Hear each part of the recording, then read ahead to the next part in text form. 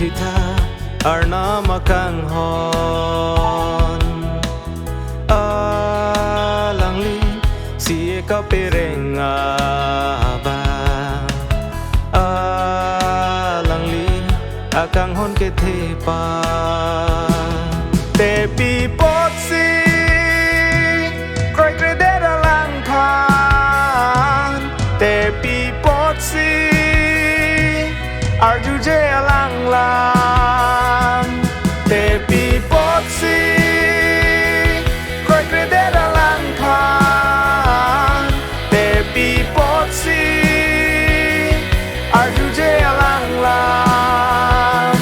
Kroi thip lo nang Jesu apa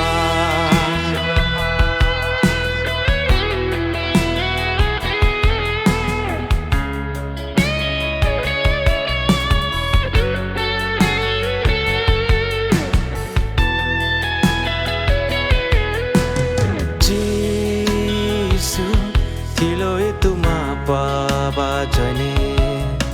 la ben kisong che chang nang lo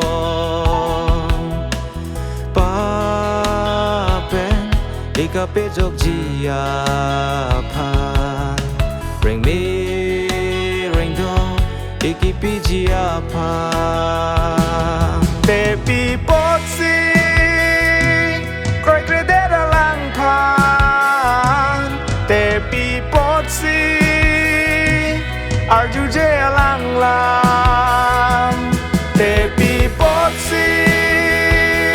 Kroi kre de da lang khan Te pi pot si Arju je alang lang Kroi thip lo nang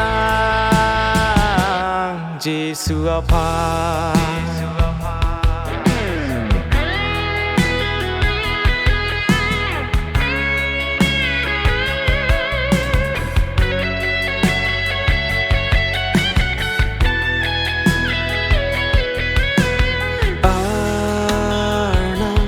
I heard you me pensi